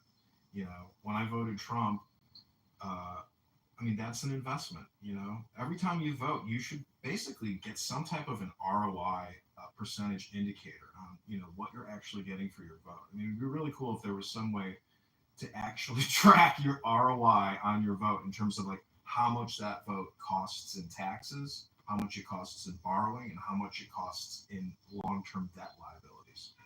Like if you were to determine how much your vote actually costs you, you know, it would be wild. You could track it all. You can. I mean, there's ways to just look at GDP over 25 years or 50 years. Grok lets you do all kinds of amazing calculations, and part of this campaign is I have to put together policy papers or position statements. And I've done so many already on Grok, but they're not really organized. So I don't know. I'm probably going to create a new website soon, but I have so much invested in X. I have so many X accounts and so many YouTube and so many Instagrams. John, as I'm looking at these candidates, you're got a tough task ahead of you. No, it's really not. Keegan. Listen, he looks like a politician. He is a politician, but Keegan, the whole point is my victory is getting on the ballot in March. When I get on that ballot and John Kitover is an option against Darren LaHood, I've done my job. That's all I can do. I'm live streaming this campaign.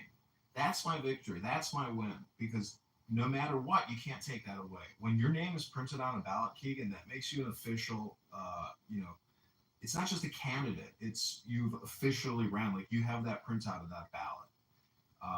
And so, the whole point is this is a branding effort for John Kitover to run in future politics because the political industrial complex controls all the borrowing and all the spending, all the decisions on all the pensions.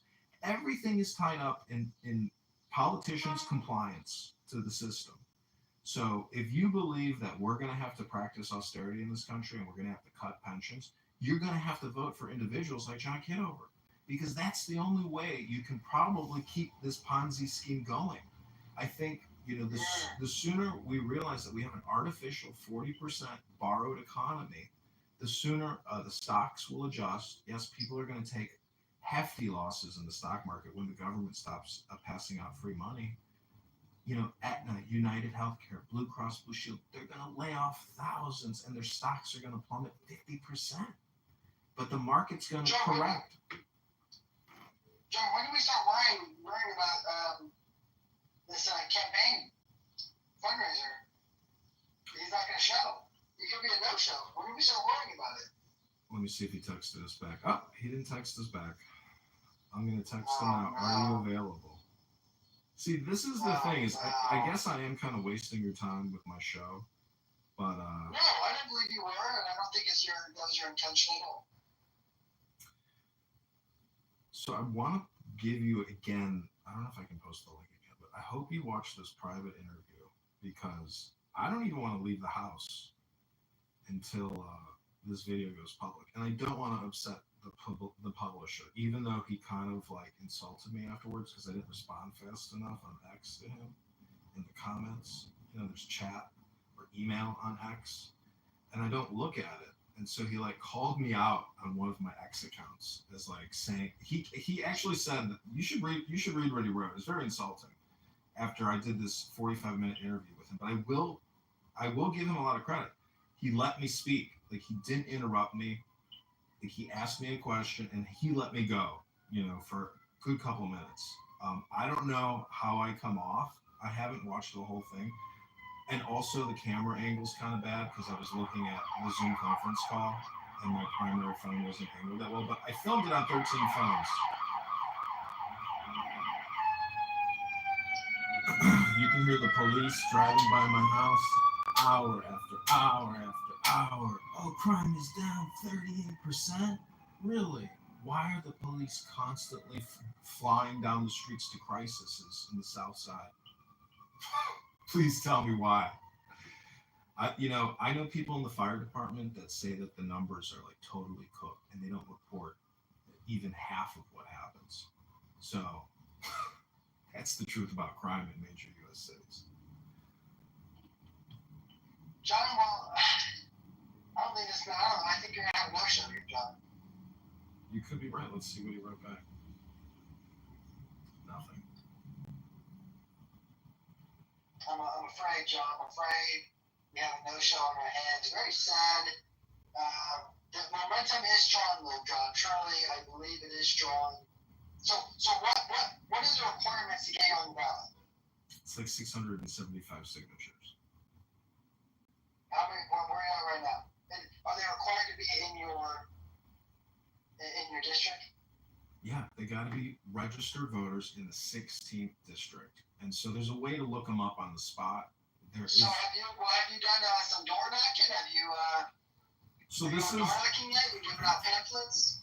So what's cool about X is you can ask Rock, hey, identify 25 voters in Rockford, Illinois, that would consider voting for candidate Congressman John Kitover. It gives you back the 25 profiles. So we message every single one of those 25 profiles by hand and ask them if they want to sign the petition. And if they do, we send them a DocuSign via email. They digitally sign, and we have one petition for every signature. So it's going to be a huge fucking binder because it could be 1-to-1 for like 300. So that's the most annoying thing is every single page has to be notarized. The compliance with ballot access is so laborious and ridiculous and expensive to do that unless you are extremely well organized and really hustling, it is very difficult to get on a ballot. And the challenge and review process. I don't want to interrupt you here, John. I remember actually my mother ran for state representatives when I was a child. She did not win. She did get 40% of the vote, which I was very proud of. Wow. In the primary, when she was running in the primary.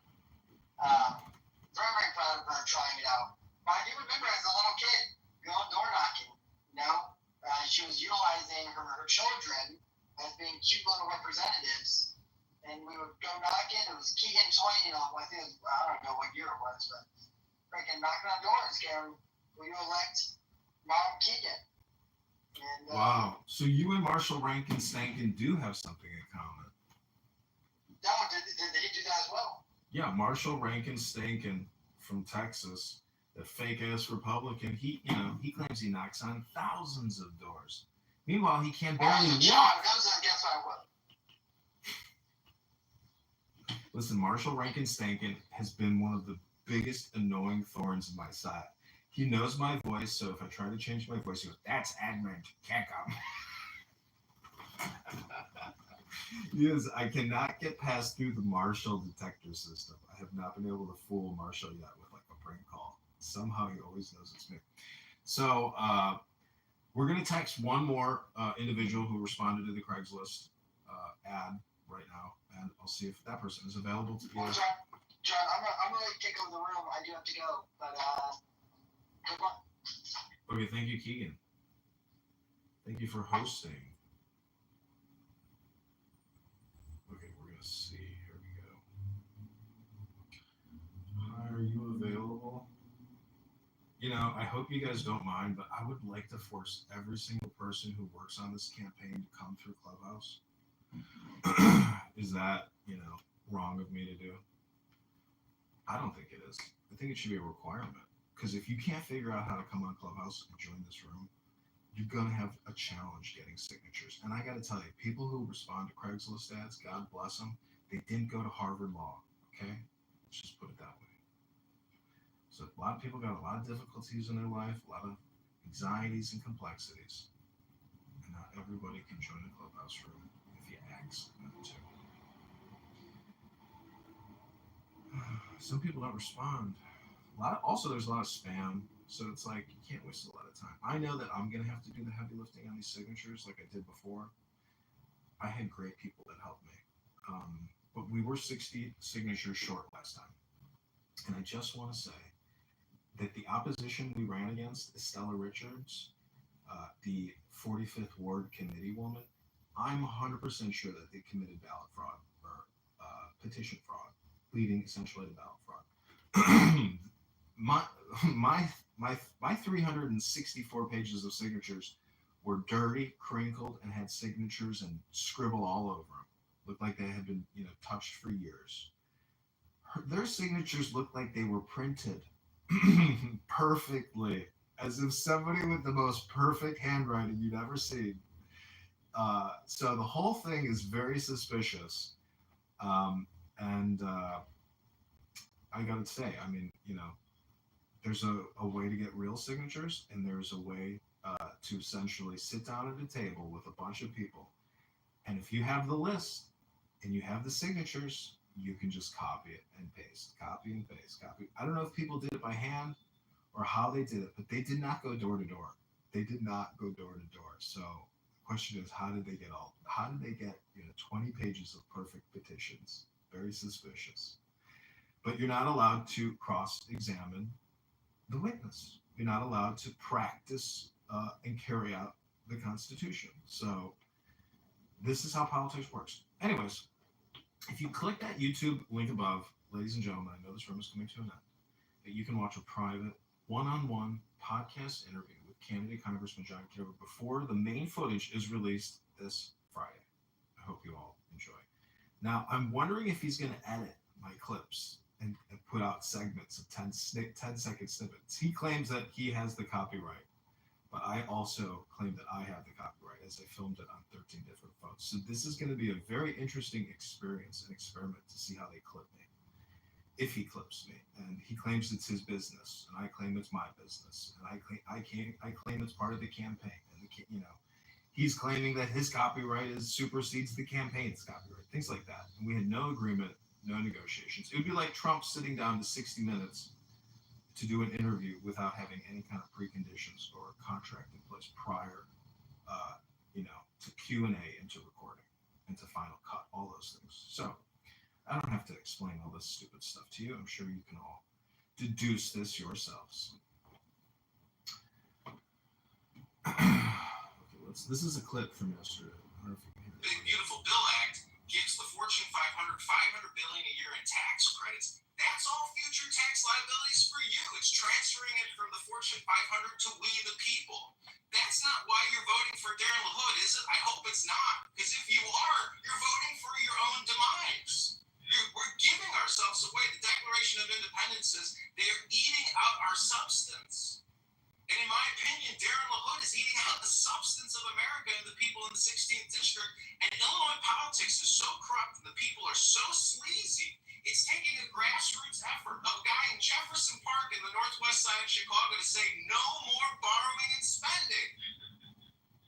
You talked about cops that are you mentioned that I was specifically interested in Texas Medicare, Medicaid. So that's a clip. That's the kind of Q&A it was. I mean, he let me, it's not like a clubhouse room where you get interrupted every second. Like, this guy let me speak. He knew that he was there to film. So it comes out tomorrow, but you can watch the clip today. It's a private exclusive here on Clubhouse. I hope you enjoy. Okay, let's see if our other candidate emailed us back, texted us back. Nope. I think that might have been it.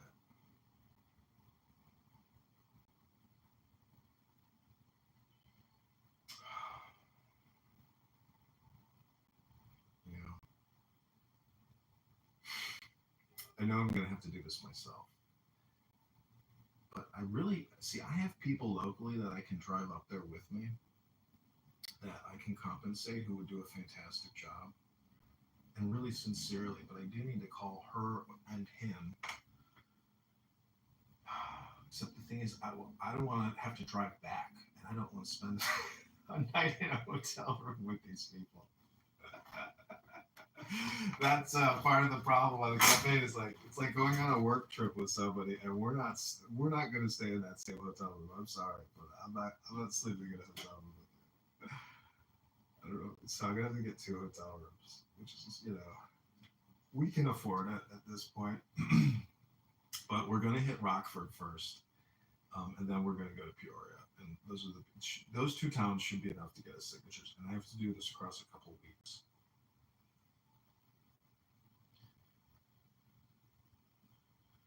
I'd like to look at all the chat messages. You know what? I need to also get a new Clubhouse Anonymous account because this is my only current Clubhouse account. So I need to go to like reaction rooms. I'm gonna have to do that probably. See, this is how I need to spend my time, and I need to find people to get me signatures on the street. Okay, so we're gonna create a new Clubhouse Anonymous live. I'm gonna change the title. I don't know, we'll just let this one sit for a minute. It's too much work right now. All right. Which phone am I gonna put it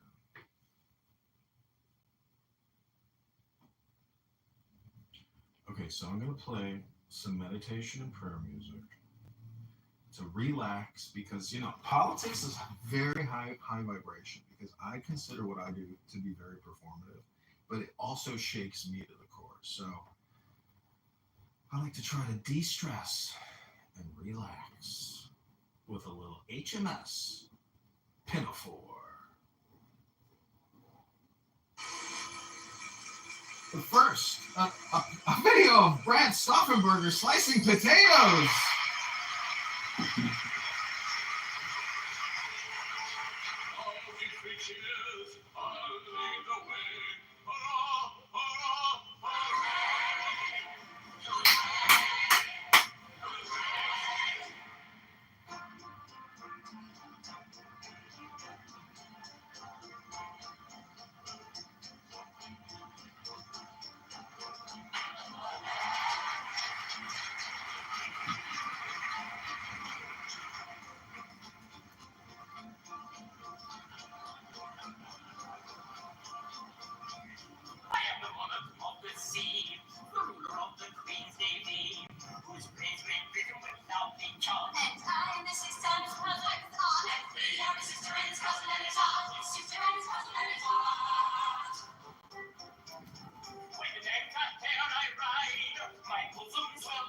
Okay, I'm gonna pause this because I think it could probably trigger a copyright warning.